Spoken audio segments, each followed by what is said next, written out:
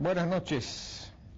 Hugo Chávez y los militares venezolanos declararon ya la dictadura desembozada.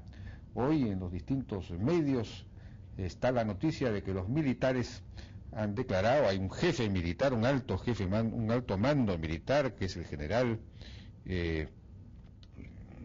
Rangel Silva, ha declarado que si la oposición ganara las elecciones del año 2012, pues los militares no lo aceptarán.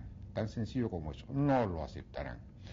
Ya Chávez había declarado la semana pasada que si la oposición lograra obtener el poder en el 2012, no tendría cómo contener una revolución violenta. Es una amenaza directa al pueblo venezolano. Resulta entonces que las elecciones eran una farsa destinada a hacer creer que Venezuela era pues una democracia. En realidad, si en esas elecciones puede perder Hugo Chávez, pues ya no valen, no se acepta el resultado. Este general ha declarado además: la Fuerza Armada Nacional no tiene lealtades a medias, sino completas hacia un pueblo, un proyecto de vida y un comandante en jefe, el presidente de la República. Nos casamos con etcétera, etcétera.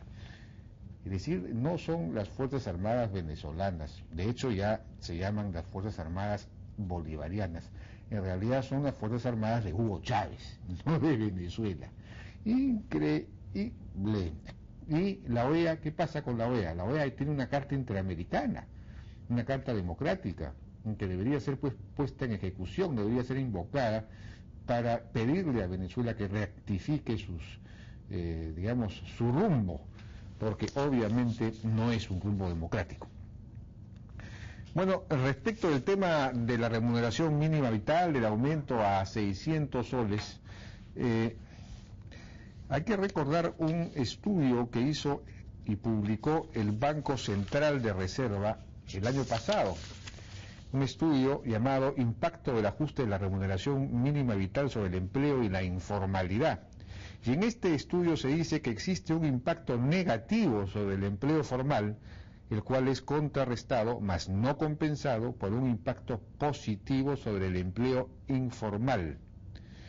Estos efectos implican un traslado parcial de la fuerza laboral proveniente del sector formal al informal. Es decir que cuando se sube el salario mínimo, muchos trabajadores que tenían salario mínimo son despedidos de las empresas, sobre todo de las microempresas, de las pequeñas empresas que les cuesta mucho subir estos salarios en determinadas circunstancias.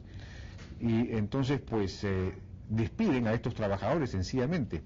Estos pasan entonces al sector informal o directamente los informalizan. Pero pasan al sector informal no todos los que fueron despedidos, sino una cierta cantidad menor. Entonces se pierde empleo por un lado y se pierde empleo formal por otro lado. Esa es la consecuencia. Entonces, si el gobierno decreta la subida del salario mínimo vital, está muy bien, hay algunos que se van a beneficiar sin duda, más o menos 300.000 personas, según se calcula. Pero tiene que explicar cómo así entonces no va a tener esto un efecto negativo en el empleo y en el incremento de la informalidad. Ya, como decíamos nosotros ayer, la mejor manera de incrementar los salarios, los sueldos, es favorecer el desarrollo del mercado laboral, es decir, que no haya sencillamente salario mínimo, porque eso a la larga, es decir, en el mediano plazo, logra que haya mucho más empleo, mucho más inversión y por lo tanto más demanda de trabajadores, y esto es lo que sube los salarios, como está ocurriendo en las zonas donde hay pleno empleo, en Ica, por ejemplo. Bueno, una noticia interesante es la que se ha dado el día de hoy también, la integración de las bolsas de valores de Chile, Colombia y Perú, un avance muy importante. Pero se ha informado que hay empresas chilenas que van a emitir acciones en el Perú muy pronto. Esto va a significar entonces que empresas chilenas emitan acciones y que los peruanos podamos comprar acciones de empresas chilenas, por ejemplo, las empresas chilenas que están en el Perú, Ripley, Saga Falabella, LAN, etcétera. Esa es una manera de nacionalizar en alguna medida estas empresas chilenas. Es algo que hemos pedido ya hace tiempo, que estas empresas listen en bolsa. Parece que ya lo van a hacer de modo tal que los peruanos puedan adquirir también acciones de esas empresas. Susana Villarán ha declarado, preguntada sobre una posible alianza con Alejandro Toledo, ha dicho que los matrimonios políticos duran poco y traen problemas, o sea que prácticamente ya ha descartado la alianza con Alejandro Toledo, con Perú Posible, pero ha agregado que Hernando Guerra García es una gran posibilidad para ser el candidato presidencial de su agrupación. O sea que prácticamente podemos decir que Hernando o Nano Guerra García sería el candidato de Fuerza Social. Tiene, por lo visto, la bendición de Susana Villarán. Y una última información en el terreno político, y es que se ha formado ya un comité de apoyo a la candidatura de Daniel Córdoba en el PPC. Este comité está dirigido, coordinado por el economista Ricardo Pérez Luyo.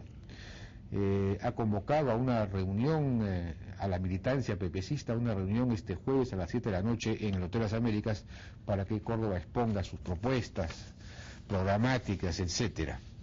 Empieza a moverse entonces esa candidatura dentro del PPC. Nosotros vamos a ir a una pausa, regresamos ahora con Jorge Flores, congresista del APRA, y Edwin Dartiano, vicepresidente de la Asociación Automotriz del Perú, para discutir acerca de este proyecto de ley que prorroga hasta fines del 2012 la importación y readecuación de los vehículos usados por Sofratagna. Y luego vamos a estar con Charles Philbrook, director de Estudios Económicos de Atom Internacional, para analizar cuáles fueron las causas por las cuales Obama recibió una paliza tan fuerte en las elecciones parlamentarias y cuál va a ser el futuro y qué puede pasar con la crisis financiera, con la crisis económica norteamericana. Regresamos.